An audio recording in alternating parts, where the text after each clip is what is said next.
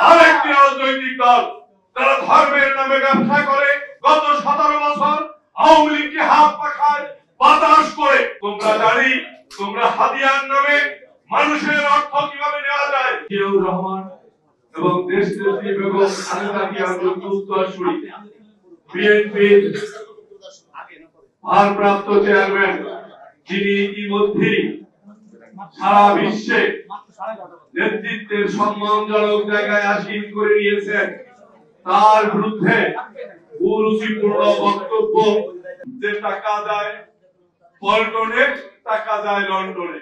আমরা জানি কারা আজকে আমাদের রাষ্ট্রনায়ক তারেক রহমান সম্পর্কে কুরুচিপূর্ণ সব কথা বলছে।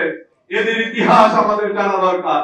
একটি হলো জামাত, যাদের সৃষ্টি হয়েছে ভারতের মাটিতে, যারা চলে মওদুদীর আদর্শে, যাদের মধ্যে ইসলামের ছোঁয়া নাই, শুধুমাত্র নাম ব্যবহার করে বাংলাদেশকে একটি অস্থিতিশীল রাষ্ট্রে পরিণত করার জন্য, একটি দাবিদার রাষ্ট্রে পরিণত করার জন্য কাজ করে যাচ্ছে।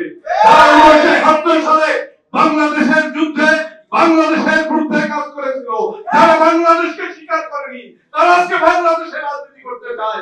আমরা এটাই তারা অতিরিক্ত করছে, আগামী দিনে তাদের বাংলাদেশের রাজনীতিকে প্রতিহত করতে হবে।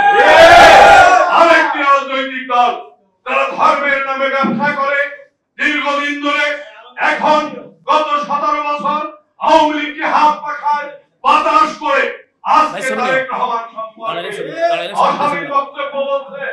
আমরা তাদের উদ্দেশ্যে বলতে চাই, তোমাদের জন্ম, তোমাদের আচরণ, তোমাদের ইসলামিক আকীদা সম্পর্কে আমরা জানি। তোমরা হাদিয়ার নামে মানুষের অর্থ কিভাবে নেওয়া যায়। আমার বাড়ি বরিশাল হয়, আমি দেখেছি আমাদের একজন বক্তা বলেছে বছরে 2টা মাহফিল করে। এই মাহফিলে ওই এলাকার লক্ষ লক্ষ মানুষের বাস কেটে দিয়েছে, তাদের অনুমতি করা বিক্রি করে।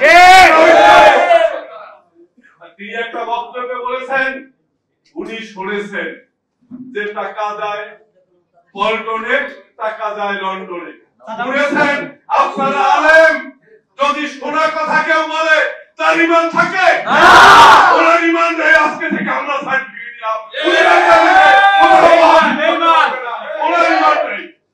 ওনাকে আবার তওবা করতে হবে, ঈমান আনতে হবে, তারপরে যদি দেশের আলেম ওলামাকে গ্রহণ করে তাইলে তার মাহফিল করার সুযোগ হবে। না হয় বাংলাদেশের আনাচে কানাচে এই ওলামা দল আগামী দিনে ইসলামিক শাসনতন্ত্র আন্দোলন হাত পাখা জন্মের নামে কোথাও কোনো মাহফিলে